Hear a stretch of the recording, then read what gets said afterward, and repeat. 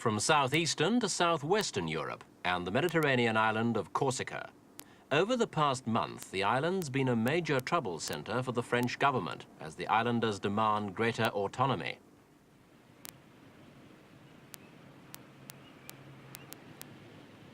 Corsica, at first glance, seems sleepy and quiet, with small towns and fishing villages dotting the coast, like here at the capital, Ajaccio.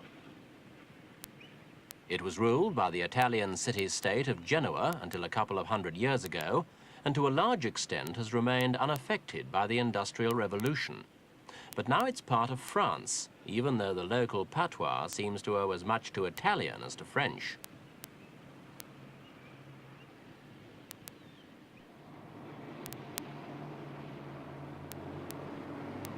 Corsica's been to some extent isolated from the mainstream of French life, even though it was the birthplace of France's most famous ruler, Napoleon Bonaparte.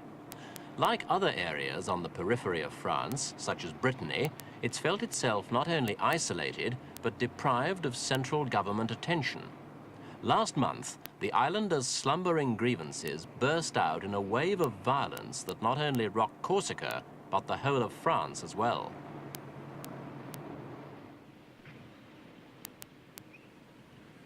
This is a wine depot on a farm at Illyria in the eastern part of the island.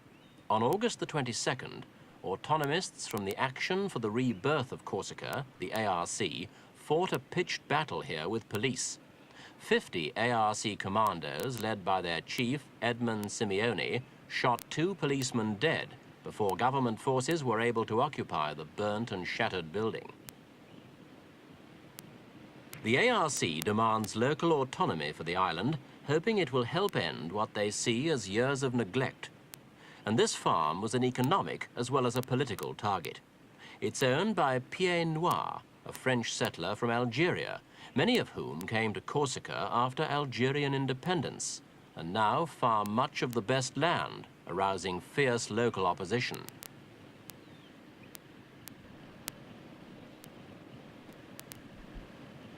This small town is the ancient Corsican capital of Corti, and today it's become a kind of centre for the autonomists. In the main square is a statue to General Pascal Paoli, who fought for independence against both Genoa and France a couple of centuries ago. And his example's been taken as a source of inspiration by groups like the ARC, which appear to have a large measure of support all over the island. With the memory of their turbulent but independently minded past, the Corsicans today are a proud and rugged people, suspicious and secretive towards outsiders from the rest of France or from anywhere else. Economic hardships, though, have seriously undermined their old lifestyle, and of the island's population of just over 250,000, 6,000, mainly the young, emigrate every year to seek more money and better jobs in France.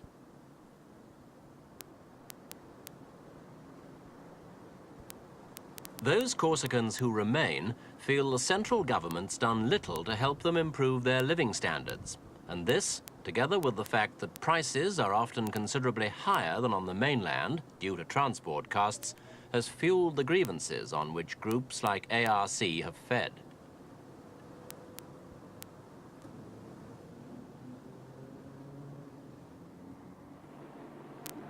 There has been a substantial amount of development on the island in the past 10 years or so, even though it may not have benefited the indigenous population very much.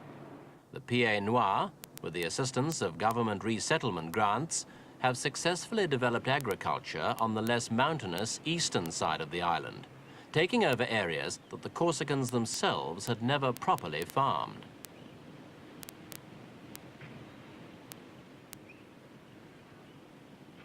The Pieds Noirs' success has itself stimulated the resentment of ARC and the yet more extreme Justitia Paulina. Local Corsican farmers, neither as wealthy nor as successful as their new neighbours, quite plainly resent their presence, especially as the benefit of the agricultural development hasn't really gone to the Corsicans themselves. Another focus for discontent is development in the towns. Over the past decade, there's been a tourist boom, with the industry expanding at a rate of 10% a year. Corsica, sometimes called the Island of Beauty, not only remains relatively unspoiled in tourist terms, unlike parts of Spain, for example, but has an attractive climate and is well within the reach of thousands of holidaymakers from all over Western Europe.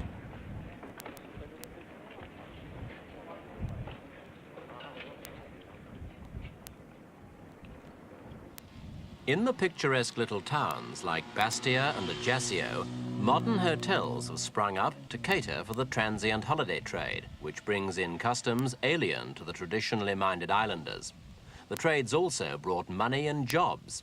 And here, too, the Corsicans feel the benefit hasn't really come to them. Most of the hotels aren't Corsican-owned, and 2/3 of the company managing directors on the island are from mainland France. More than half the jobs on the island are filled by non-Corsicans, while at the same time, the drain of young Corsicans to the mainland in search of employment continues. For people from the rest of Europe, Corsica may be a fine place for a holiday, but that's little consolation to the islanders themselves.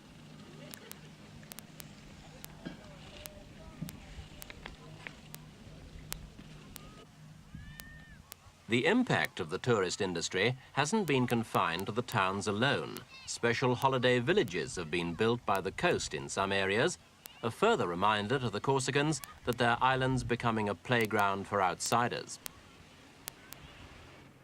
The French government has spent considerable amounts of money in improving facilities on Corsica, and earlier this year, in an attempt to assuage local grievances, it adopted a special development program which will spend £25 million over the next 5 years.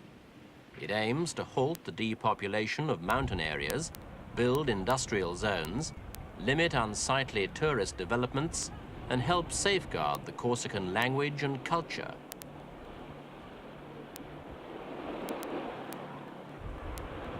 Despite the ambitious nature of the government's plans to help remove local resentment, the recent violence suggests the plans might not be far-reaching enough and might have come too late. After the Illyria battle, the government banned the ARC and the trouble spread rapidly.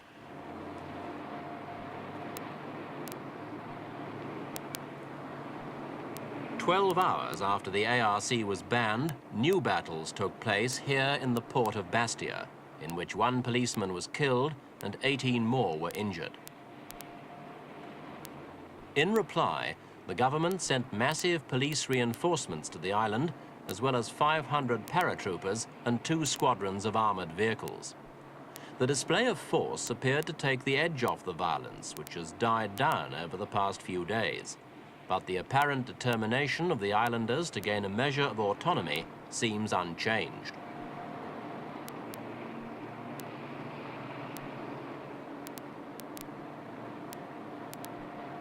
On September the 1st, the first day after France's traditional month-long holidays in August, a group called the Anti-Repression Committee called a general strike to demand the removal of police reinforcements and the release of the ARC members arrested after the Illyria battle. The strike, which sought, in the organisers' phrase, to create a dead island, met with virtually total success, with shops, offices, cafes, farms, transport, all being brought to a standstill.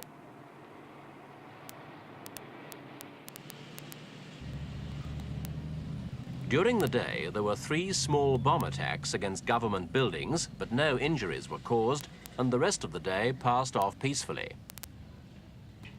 It was, though, an occasion for a series of noisy demonstrations, with the old flag of Corsica, with its black head, well in evidence.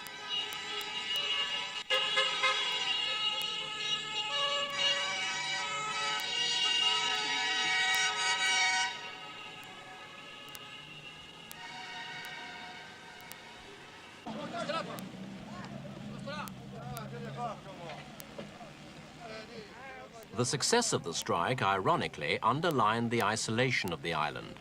One of the main ways of getting to the rest of Europe is by sea, and a collection of fishing boats blocked off the mouth of Bastia harbour, preventing the ferry boats from sailing.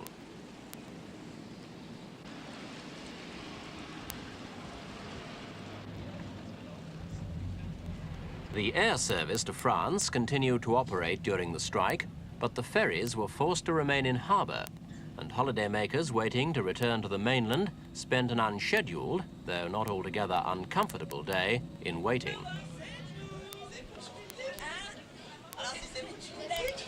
The general strike has marked the high point so far of the Corsicans' campaign for a degree of autonomy, and groups like the ARC seem now to have gathered a substantial amount of support. The ARC Congress earlier this year was attended by over 10% of the island's population, and the recent events, together with what Corsicans see as the government's heavy hand, may have increased support still further.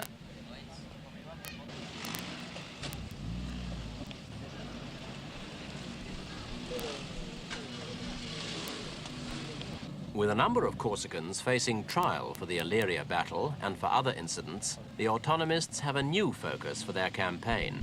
They see those who've been arrested as political prisoners, and they're now demanding their freedom as well as regional self-government.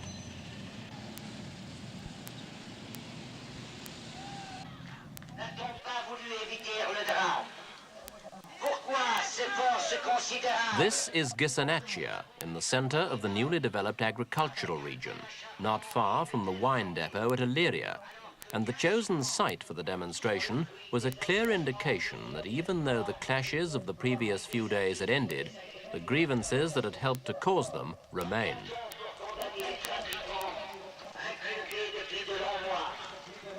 La journée des explications. Et comme le disait tout à l'heure, le président Armani. It is, of course, a combination of problems that's led to the present situation, but it's clear the success of the Pied Noir has touched a particularly sensitive nerve. Many Corsicans feel the Pied Noir stopped being colonial settlers in Algeria only to take up the same role in Corsica, where there seemed no danger of an independence movement. Gardez vos richesses. Abandonnez la Corse à son sort. The militant groups now seem to be making all the running in Corsica's volatile politics, leaving more patient moderates behind.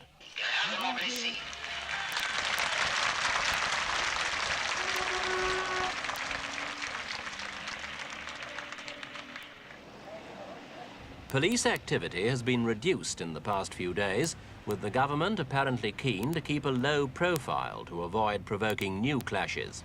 For the first time in over a century, a local man has been appointed as prefect, though it remains to be seen how much this will succeed in reducing local demands for autonomy. John Lucarotti is a local English resident, and in an interview filmed before the outbreak of the recent troubles, we asked him, could the Corsicans succeed in maintaining a separate identity? No, ultimately no. Ultimately no. There's a very famous Corsican story of General de Gaulle deciding that because of the mountains here, building a heavy water plant up in the mountains, and the Corsicans came and said, heavy water, isn't that something to do with atomic bombs? And de Gaulle finally had to admit that it wasn't. He said, well, you don't build it here, boy. You can take your atomic bombs and build them somewhere else. We don't want no part of it. And they have this independence. You see, they don't really regard themselves as French. They are Corsicans. They also see themselves slightly as the last colony of France, because all transportation between France and the island of Corsica is controlled, is monopoly. It's Transat by sea and Air France by air. And the Corsicans feel that they are prisoners of France, and not, as they believe they should be, Department 20. So if I send deputy... France's administrative tradition is one of centralization, a system created, ironically enough, by Corsica's most famous son, Napoleon. The islanders want not only to live and work in their own island, but also to run it themselves. Much of the development that has taken place has happened without the Corsicans being involved in the decisions, like the Pied Noir settlements and the tourist resorts. And though they've brought new wealth, the islanders have been excluded from much of the benefit. The question now is whether the government will feel able to grant autonomy. If it doesn't, a drive for separation may develop, and that could ruin all hopes for a prosperous, united and peaceful Corsica.